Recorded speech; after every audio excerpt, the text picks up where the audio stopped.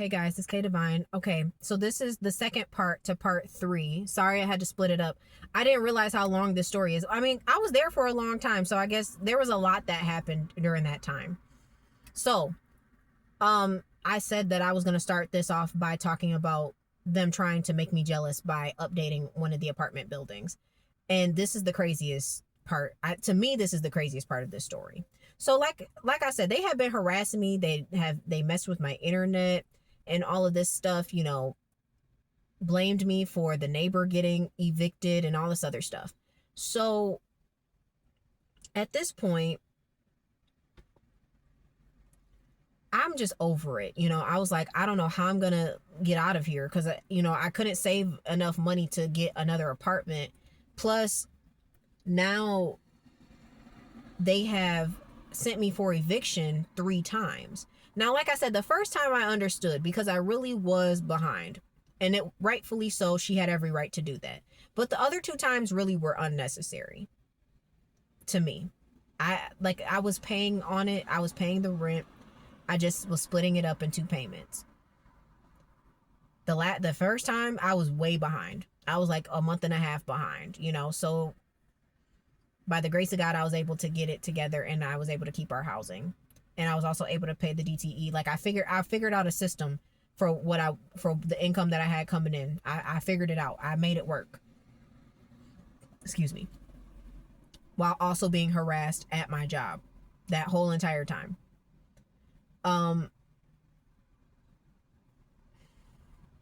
So one day,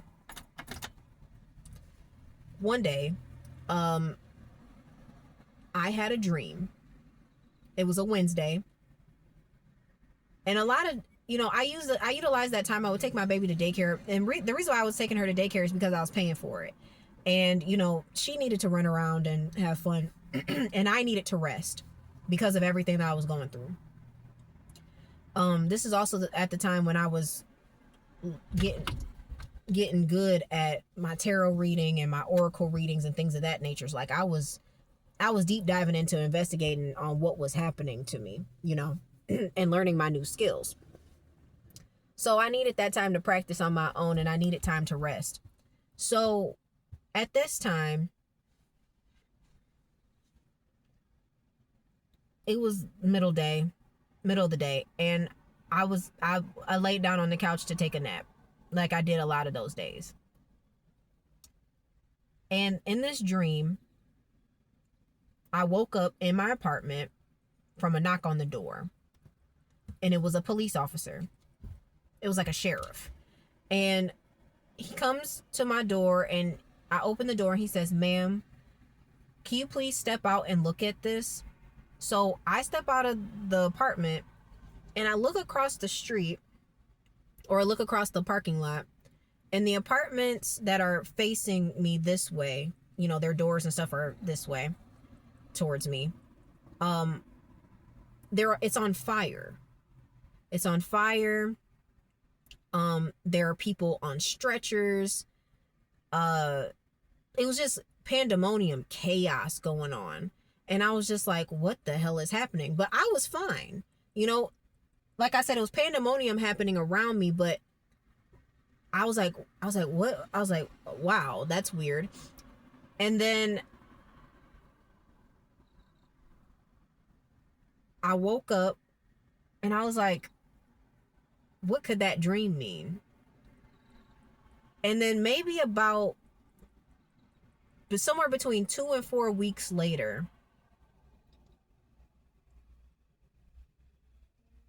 I noticed some construction happening across from me at this building.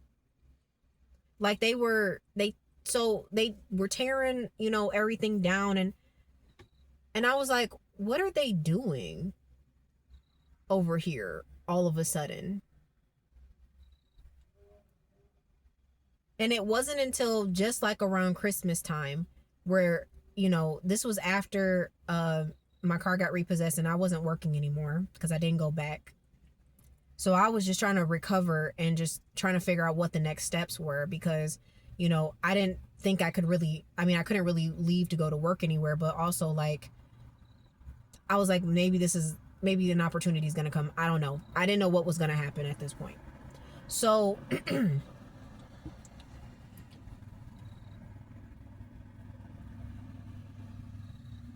this building the reconstruction that they did, it was beautiful. I'm not even gonna lie, but the everything was different from all the other buildings. It was a nice gray and blue, like it was like a whole, like it was, the landscape was so different.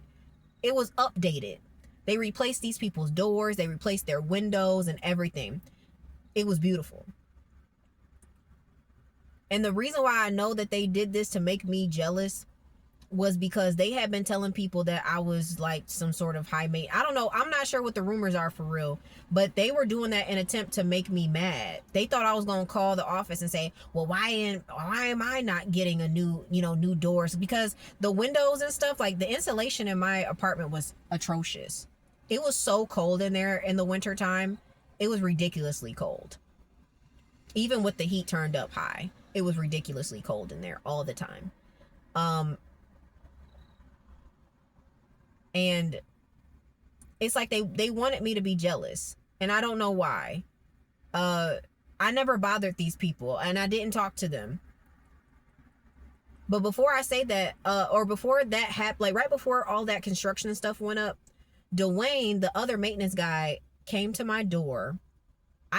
My blinds were messed up because Victoria got her foot caught in them and I had to cut them, and then Mila had broken some of them, so the blinds were messed up. And he had came to my door with 2 sets of blinds, and he was like, because he knew that I was being harassed. He knew, and he participated in it because that's what he was told to do. But I think that at that point he thought it was going too far. Oh yeah, I forgot. There was a point in time where we had fire extinguishers. This is before the young black man that was next to me, before he left.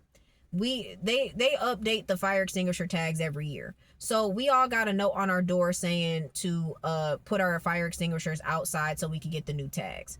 Now, when I came home, and my fire extinguisher and my neighbor's fire extinguisher didn't have the new tags. So I promptly called the office and left them a message and let them know, hey, we didn't get new tags, and I need you to call me back. So the next day, I didn't get a call back right away, and I had called the office twice, but nobody answered. So I just let it be, and then I waited for them to call me back, and they're like, oh, well, you weren't on the list and all this other stuff. And she was like, oh, well, she was like, well, John will be there, and I'll have him give you the new fire extinguisher when today. I was like, I'll be there right before 4:30, right before they leave. And so John was being real cocky when I got there. So I came home. I sped home too. I sped home. I went inside. I grabbed my fire extinguisher and I went outside and sat on my porch. And Dwayne looked at me and he was like, what's going on? And I heard John say, oh, you don't know what's going on? Like he thought it was about to be a show or whatever.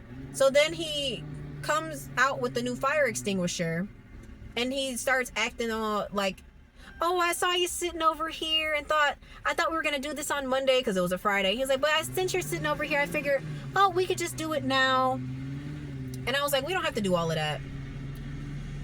And I was like, don't you guys have a list or something? He's like, oh, well, I'm not looking at everyone's porch. And I was like, it's clear that y'all did this. I was like, you don't have to play games with me. Like, I'm not doing that. Like, I already know that you don't like me. It's fine. Like, you don't have to pretend like you do or something. And, and I told him, I said, your behavior towards me has been less than kind. And he just got quiet. And then they just left. They walked off and left because they didn't have anything to say. I got my new fire extinguisher though. And after that, Dwayne, I feel like after that incident where it was like, I think that's when Dwayne kind of realized like, this girl not even trying to, and Dwayne ended up quitting. And that's the day he brought me the blinds. And he told me it was going to stay between us, but I'm putting it on the internet now. Sorry, not sorry. And he was like, this is my last day. And he's like, I saw your blinds and, here's some old ones, he told me how to put them in and all that other stuff. And he was like, he was like, this guy's crazy and all this other stuff. And I was like, I heard him yell at you. Because I did. I heard John used to yell at him like he was like a 5-year-old sometimes. I was like, that man had issues. So, you know, once the construction of this new building went up, Dwayne had even popped up to see it. To see, like, because this, I don't know who approved this. Because this is playing with Benchmark's corporate money. You can't just do construction on one building in a whole entire complex. And that was part of the reason why I didn't say anything. Because, again, it, like, this is one building. No one else. It would be one thing if I was singled out and I was the only building around that didn't get something, which would have been more obvious. But that wasn't the case. And when I saw them pull the insulation out on that building, I was like, all the insulation in here is old then.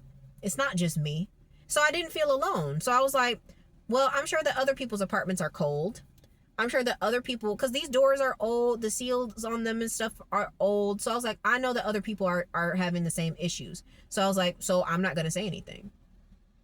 I'm just going to deal with it the best that I can and try to get through this the best that I can. And that's what I did.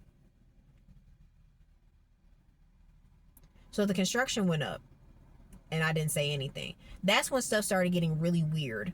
There was like a whole bunch of people that like kept coming out there. That's when I really started seeing like the gang stalking like rev up for real. Especially getting into the winter when it was like plowing and stuff like that. Like people were coming out there and just sitting near just to see if like what I was gonna do, or like just monitoring me. Like there's a lot of monitoring spirits. It was just really, really weird. And it was already bad enough, especially after, you know, not like losing my job. And, you know, I mean, not that I wanted to stay there because I was being harassed there, but, you know, it was like, I didn't know what was next because I didn't have any income. So I wasn't sure what I was going to do. And, you know, then January is when I had the domestic violence issue and went to the domestic violence shelter for those 4 nights. And, you know, after that, I was in shock. Like I didn't know what to do. But God just, at the time, like God just told me to be patient and wait. And that's what I was trying to do. So I made the best out of the situation. I ended up, you know, spending all the money that I had into February, and I had to start being creative with the food that we had left in the house. So that was difficult, you know, so that like the whole process was really hard. But something that Mary Lou did, so they already knew that I had lost, they already knew that all these people knew something. So my car was gone. They knew I wasn't going to work. You know, all of that. She emailed me about when she was going to get the rent, and I was like, they not getting no rent. So my lease was supposed to be up though. Like she already told me back in November that they weren't going to renew my lease, which I had figured, but I was like, I don't have anywhere else to go and I don't have any money to, you know, get another apartment. At this point, me and my ex weren't together, so it's not like I was going to go live with him. I wasn't speaking to my mama, so I was like, it's not like I can move back home. So I was like, I don't know what I'm going to do. I had no idea what I was going to do. I was like, I got to lean on God, and God's going to have to guide my steps because I don't know what's going to happen from here because I have nothing and I have nobody. So it's getting down to January. So I was like, okay, maybe something good's going to happen. Maybe God is going to send me a big blessing. I was like, something good's going to happen. Nothing happened. However,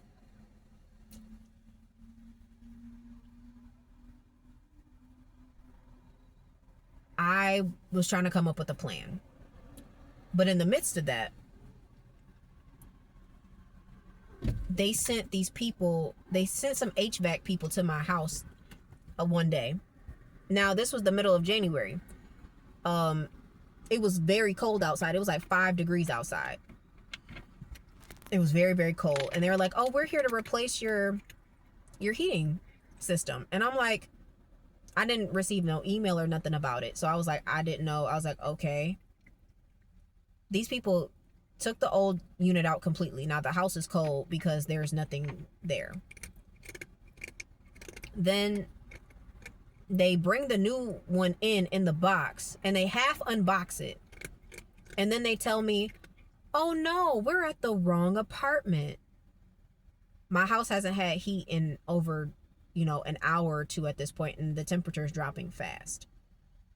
Me and my daughter are in there, and we're cold.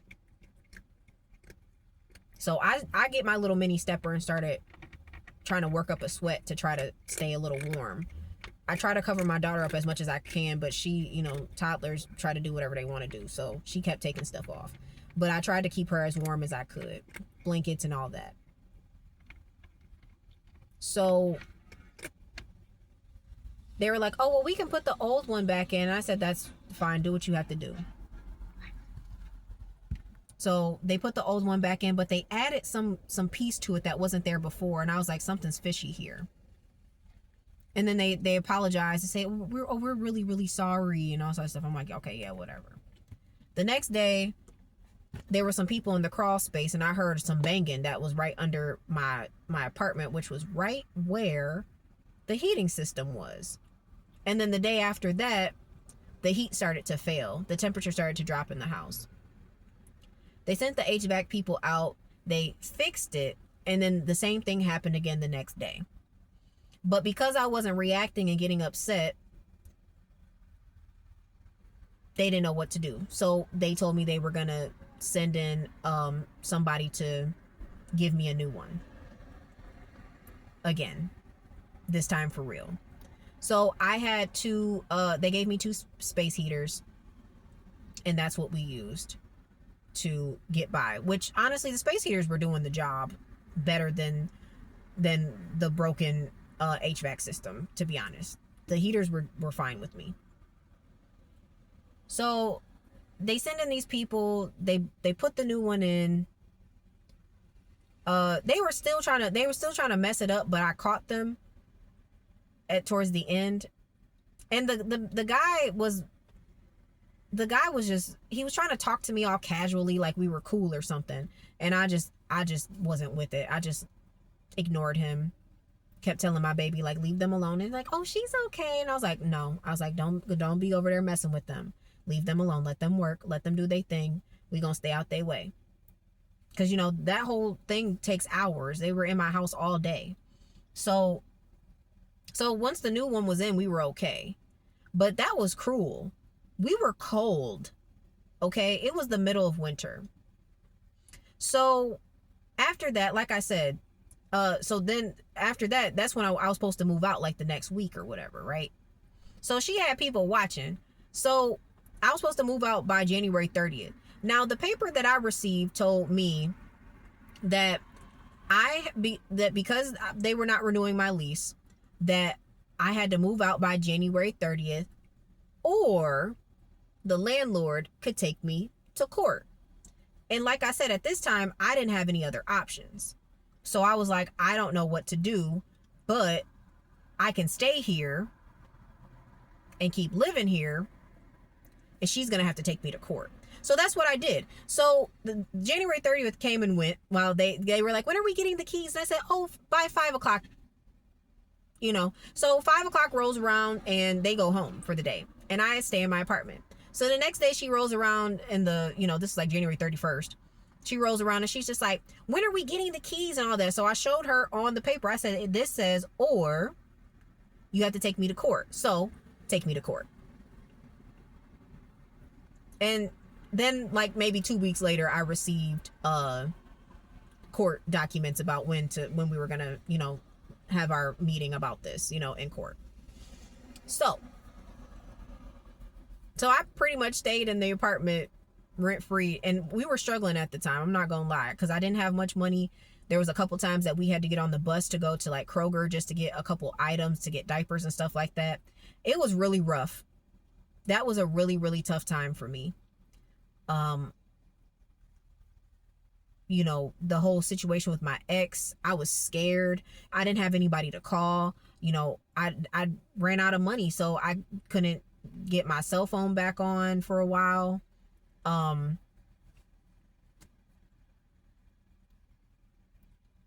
luckily, the internet stayed on until the end of March, and the DTE stayed on until the beginning of or mid March, right before we had to leave. I did get the DTE turned back on, and once the internet was out, it was only like a few days left that we were there anyways. I just used the hotspot on my phone because somebody at the Catholic Charities that I ended up going to ask for help to get the DTE back on, they turned my phone on for me, which she was an op too, but the only reason why she turned it on was because she was hoping I was going to call them about being homeless, which I did, but I ended up getting things worked out. But yeah, so me and the lawyer ended up working out me moving out on March 26th. And that was the end of that. Gotta jump back for a second though. So when my ex broke my window, and I had to call the office to let them know that he broke it, and that just to let maintenance know so they could come fix it. They assigned it to this man. His name was Brian. So when the man comes to my door, guess who it is? It's the same guy that installed my internet.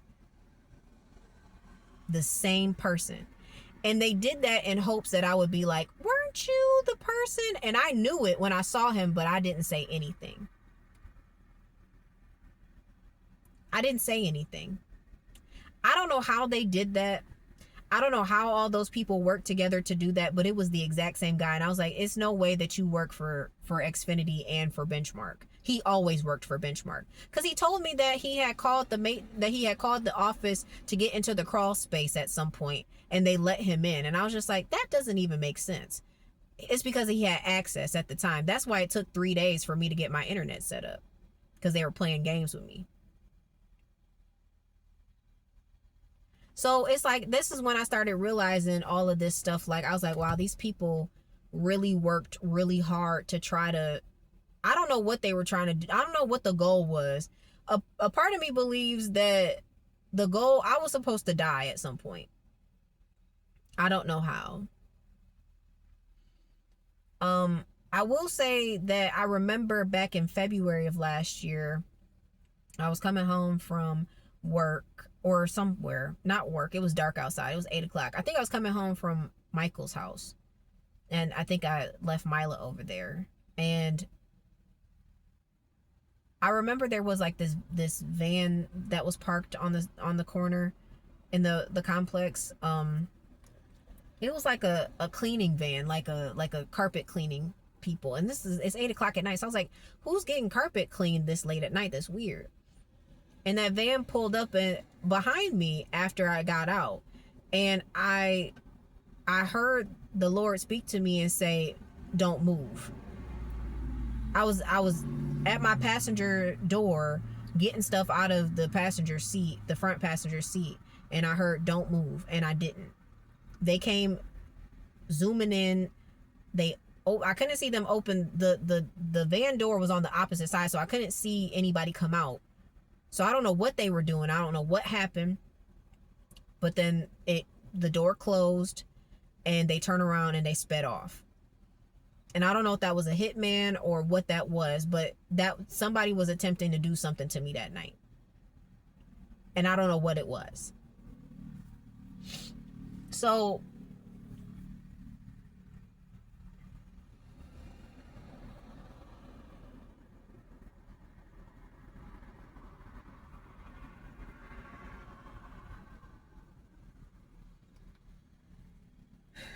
it was torturous living there. Okay. The first couple of years I didn't really have any issues other than the mail, but living in that one bedroom, them people showed me who they really were.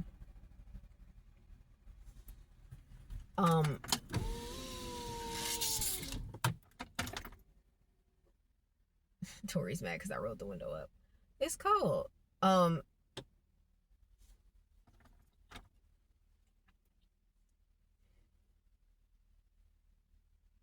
I don't understand. I still don't understand why all of that happened.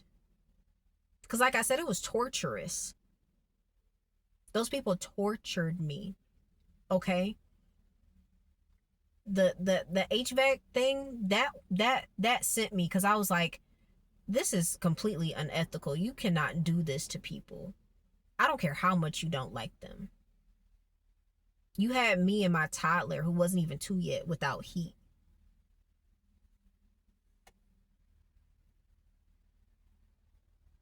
On top of all the harassment and all of that.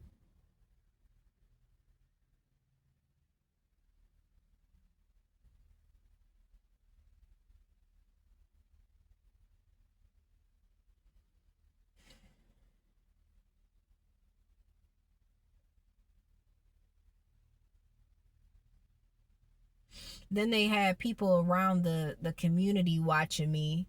They had that she I mean, like they had people who would, gang stalkers that would come out, like they knew my, like before I lost my job, they would all like know my schedule of when I would be home, so they would all sit outside and wait for me to pass by. And one day I just noticed it out loud and I said, every time. And they looked at me like, because they wanted me to think, to feel crazy. Like this is the that stuff about gang stalking. Because this is why the gang stalkers that are out here, like this is why they don't bother me anymore. Because this I've been out here for 6 weeks now, okay? And at this point, like I've already suffered a lot. That's why I'm just telling my story now, because it's like I lost everything. When I had to leave that apartment, I had to throw everything away. Okay? Because I got my retirement money, but I didn't come up with that plan until a couple days, like a couple days prior to to that, to us having to leave. Because I didn't know what else to do. I was like, I was waiting on God. I thought God was going, I thought a blessing was coming in, because I was like, there's no way that these people can keep getting away with this. Also, at this point, I have been, so this is 3 months being removed from my job, and those people were stealing money from me. And I was like, surely some sort of financial blessings got to come in at this point. Like, those people stole from me. And I was like, if they're not being caught by now, like, when am I going to get my just desserts? So when I realized, okay, nothing's happening right now, I was like, I got to come up with something. And principal, those were the people who did my 401k at the job, kept sending me a whole bunch of mail. And I had just so happened to glance at a piece of mail that I had gotten recently. And I was like, I'm going to have to pull that money. I'm going to have to pull that money because I don't have no choice. I said, I got to live on something. I was like, otherwise I'm not going to have anywhere to go, because I didn't have a car at the time and I didn't have anywhere else I could go. Now, my ex had tried to get me to come to his house, which I was like, no. I was like, I told him that I had a friend that I was going to stay with, which that wasn't true. The day that I left, I didn't know where I was going to sleep.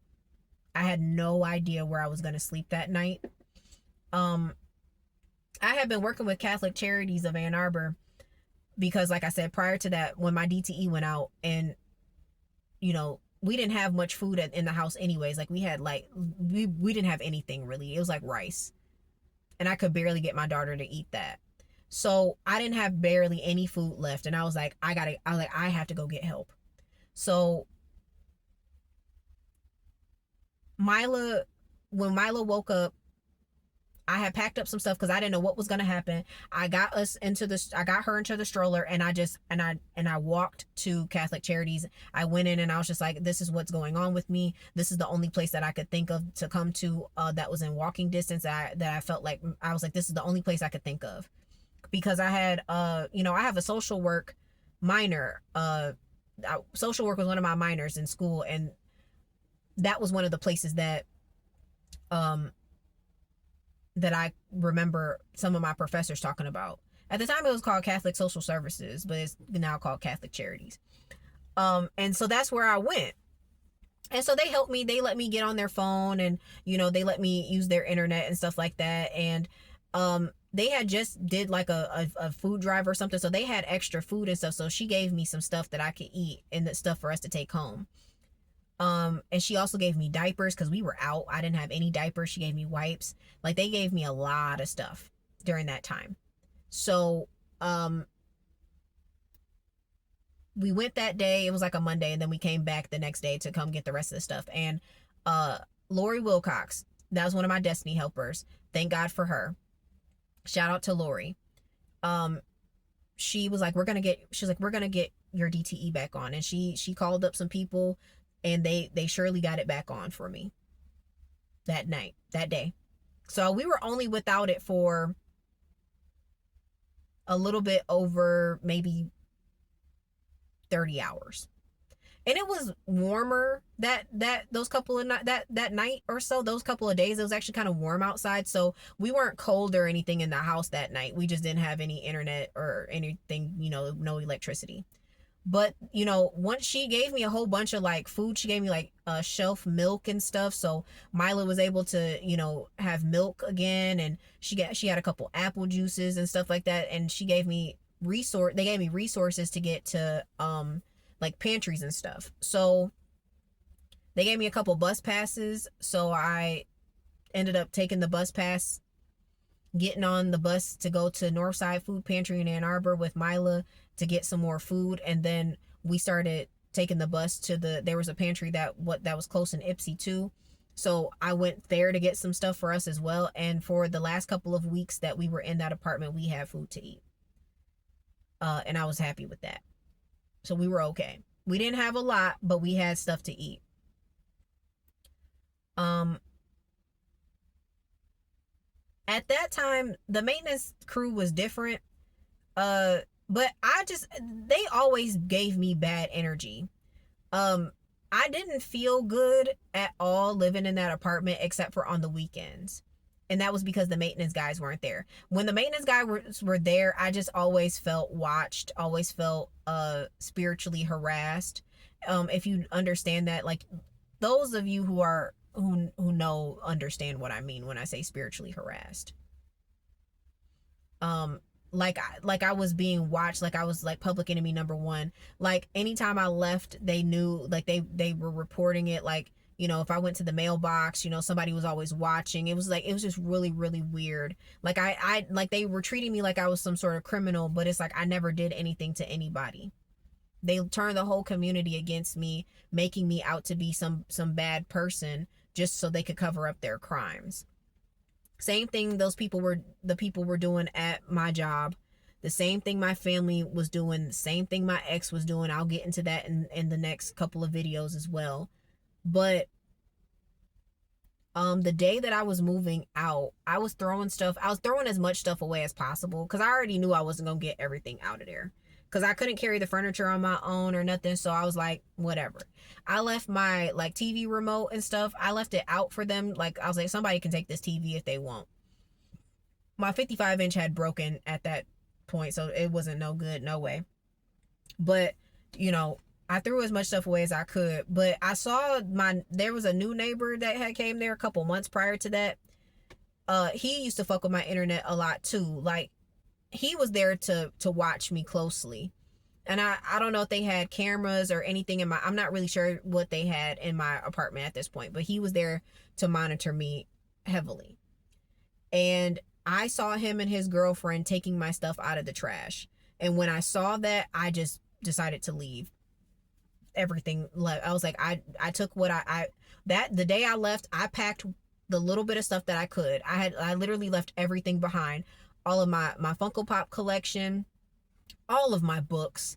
Man, the one thing the most sad about was having to get rid of my books. Took me years to get all of those books. Like, the Funko Pops, yeah, I'm sad about them, but it's like at the same time, they're replaceable. Like, I can get all of those back, but my books, like, those were sentimental to me. Most of my clothes, but at this point, most of my clothes were too big. I had lost a lot of weight because during the time where before, I got help with food was scarce. And I often chose to go hungry so that my daughter could eat. So I maintained off of drinking water, drinking black coffee when I had enough, when I still had some, and bone broth. I had some beef bone broth, and I would drink that. So that's what I lived off of for some weeks. And that was really brutal. I'm not even gonna lie. Like, when I tell y'all, living in that apartment was some of the most torturous time of my life, especially going the time without having like diapers and stuff. Luckily, when my ex was coming around to try to see her and stuff, like, I hid her so that he couldn't see her without a diaper and stuff like that, because I knew that if they had proof of her that way, that CPS was coming to my door, and I just wanted to protect my daughter. I'll get into my ex and everything that transpired between us during that time in one of the next videos as well. But like I said, that was a very torturous time. Like, when I say I was being harassed, and like, it was spiritual harassment too, because it's like, I knew what was going on, and the people who were harassing me knew what was going on, but everybody else was oblivious to it. And it was difficult, because it's a silent battle. Because the goal of it is to make you feel crazy and to make you crash out. And I just wasn't going for that, because I was like, I'm not crazy. And it's like, I'm not bothering y'all. I'm not bothering y'all at all. And y'all just don't like me, and y'all just want me to crumble. And I don't understand why. But that was hard. Honestly, this has been difficult living in my car. But one thing, although I'm still worried about my daughter, because I honestly don't trust her dad, and I don't trust his family to take care of her. I don't know. There was stuff that was happening. I'll get into that later on in a different video. There was stuff that was happening prior to that. That's the reason why I withheld her from him in the first place. And I'll say this, like, although I'm glad that my baby, I would much rather her have a bed, like a place to sleep in, than to be here with me struggling through this, because this has been hard. I can't imagine her being with me right now. She's with the correct parent, legally. I'll say that, legally. I don't want her with him. I would much rather have her with me, but legally, she's with the correct parent right now. While, I didn't do this to myself, y'all. Like I said, these people from the apartment community, these are the same people who continue to harass me after I left. The neighbor I had, the one that was there to watch me after a while, he moved in like the end of January or beginning of February, something like that. He would come to, he came to at least 2 of the hotels I was at. The second extended stay that was across the street from the Briarwood Mall, he came to that one and posted up behind the counter to make it look like he was working there, and to try to make me crazy, try to make me seem like I was crazy. And then he did it at the Homes 2 Suites by Hilton in West Bloomfield, from my recollection. Those are the 2 times I remember him seeing him do that. So it's like, these people literally have been following me everywhere that I have gone. And I know it's mostly because it was because of a narcissistic injury. Those people I was not supposed to make it out of that situation. And I was supposed to be on the street that night. Like I said, Lori, shout out to Lori. I did not know where I was going to sleep that night on March 26th when I had to leave. I had already sent my daughter off to be with her dad, because at that point I had found out that because he had filed some paperwork with the courts on me, but I thought the paperwork was fake. I'm not even gonna lie, because the stuff was so ridiculous to me in the court documents. I thought they were fake. So I was like, this shit's not even real. Like, the lengths these people will go. And when I called the office to see like what was, like, if it was real or not, they're like, yeah, this is real and it's in default. So I was like, and at the time I was like, I don't know where I'm going to go. I said, but I'm not going to make her suffer. And I knew he was going to at least treat her well for a little bit, because I was like, he had been trying to get to her for 3 months. So I was like, I got to let her go for right now. And I said, I'll get her back. And I didn't know where I was going to go. Luckily, I was on the phone with Lori. I had to start walking. She had given me some resources. I had taken her to the Humane Society out in Ann Arbor. They were going to hold her for me for 7 days while I was trying to figure out where I was going to go. They didn't have to do that, but they did, thankfully.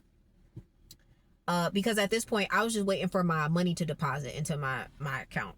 I had already told the principal people to cash my money out, and they said it was going to take a couple of days. Now, I didn't know when it was going to hit, and I was trying that morning to figure out where I was going to go and how I was going to get some money to at least try to get like a room or something. So I was on the phone with Lori, and I told her my situation. She came and picked me up to take Tori to the Humane Society, because we were playing phone tag, because I had called her and said, like, she told me there was some free, like, some rides, I could get like a free ride somewhere with some sort of company. And I was like, can you give me the resource for that? I was like, because I'm trying to get my cat over there, because I had enough to get on the bus, but the bus wasn't going to let me take a live animal, so I was like, I can't do that, because I had the bus passes. So I was like, but I couldn't. I was like, yeah, they're not going to let me take a live animal on the bus. And I was trying to do the flex ride. I had enough to do that, but they told me that they weren't going in that direction. So I ended up not, like, I was like, I'm just going to have to walk. And I did it on the GPS, and the GPS told me it's going to take me 4 hours to get there. And I was like, I'm going to make it right before they close. And so me and Lori was playing phone tag, and I told her, like, and I was praying the whole way. I was like, God, please help me please don't let me out on the streets tonight. Please don't have me sleeping on the street tonight. Like, I was gearing up for it. Like, I took whatever I could. I took my baby stroller. I put whatever clothes I could in a duffel bag. I bundled myself up because it was still kind of cold outside, and I just started walking. I filled up my water bottle and I just walked. And Lori was like, she's like, can I give you a ride? And I was like, yeah. So she came and picked me up right around Eastern's campus, right around Cornell Apartments.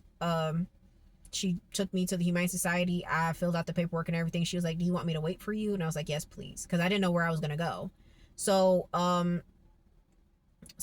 filled out the paperwork and everything. She sat outside and waited for me. She had another coworker with her. She took me back to the Catholic Charities Agency, and she gave me a dinner, and then she was like, she told me she was leaving for the day, and I didn't know where I was going to go. I was just going to sit in there until they closed, and then I was just going to start walking towards a park or something, and I was just going to just sit there and wait. But Lori she figured out something. She finessed something. She got the credit card that they had, and she got me through a 3-night stay at the Days in Ann Arbor, right on Washtenaw Road. And because I told her, like, the money's coming in, they said it could take up to 3 business days for it to deposit. So, I was like, so I don't know what I'm gonna do, but and she gave me those 3 nights. And my money came the very next day. I had to move out on a Wednesday. My money deposited on that Thursday morning at like 8-9 o'clock in the morning.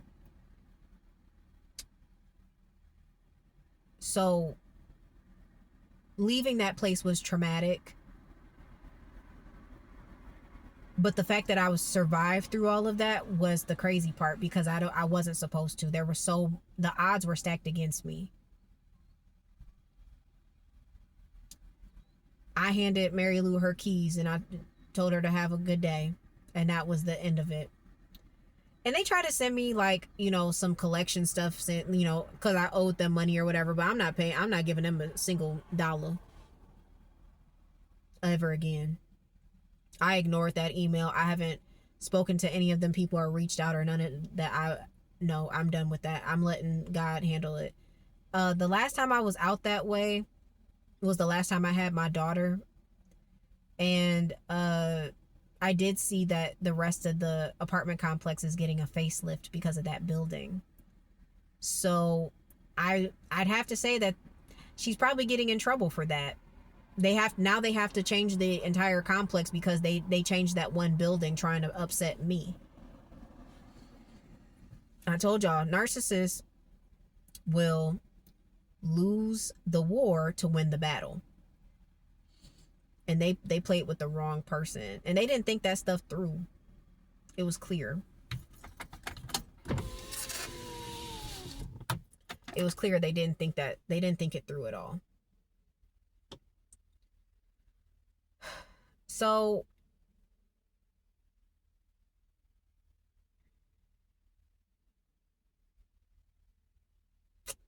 I say all that to say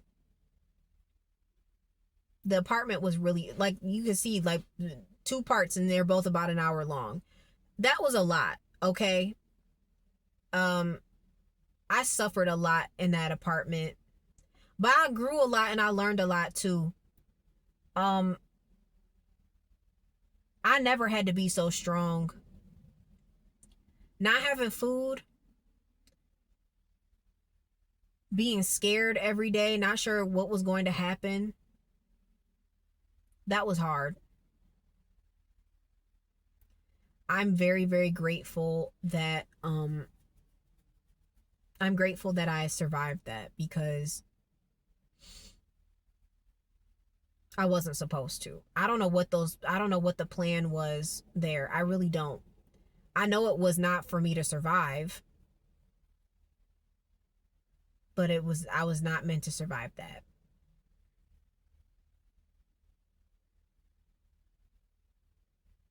I don't know what the outcome of that is going to be. I will say this though.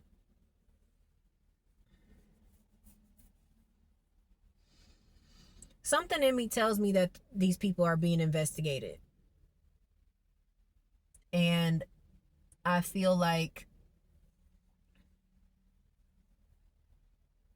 I didn't go through all of that for no reason.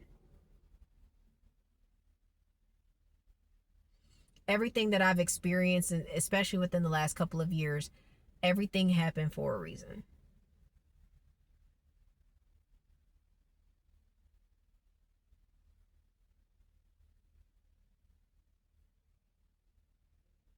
Sorry, there's a person that comes out here and they flash their high beams at me every night, and they're doing it right now. I'm just like, another gang stalker.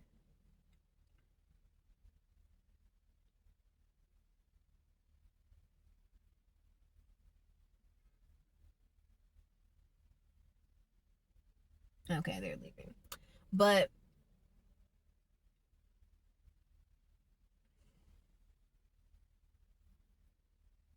that was really, really, really hard. And y'all saw I had to split this up in two videos. So, you know, a lot happened during that time. And those people like the male people during that time were going they were opening my mail too. I forgot to mention that. Like, I went into my mailbox a couple times and some of my pieces of mail were ripped open. So something was coming for me in the mail that they were trying to they were trying to take something. They were looking through my mail. And I knew that they were withholding mail because there was a couple items that I had purchased when I was living in the first apartment that somehow ended up in my new mailbox later on. And I was like, I ordered this over a year and a half ago. Now all of a sudden it's in my mailbox. So they were holding on to, like, this shit is just so crazy to me. And these people, they want to they're holding on to this narrative of I'm mentally ill, but I haven't done anything crazy. So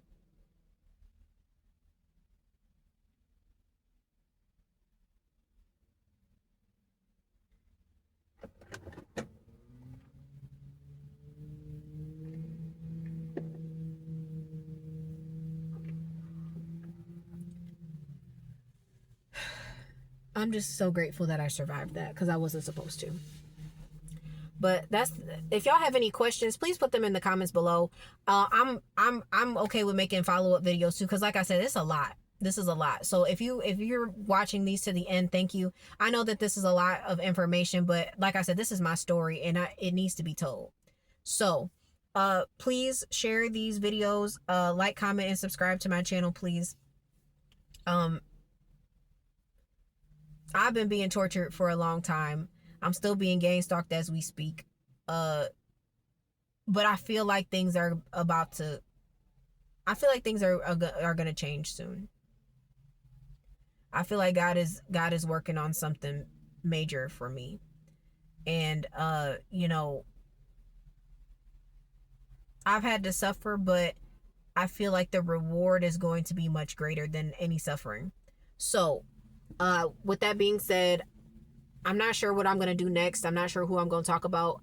I think I'm going to talk about my ex, and tell y'all that part of that story. And, hopefully that won't be as long. But yeah, so thank you for watching. Thank you for listening to my story. It's your girl K Divine, and I'll see you in the next one. Bye.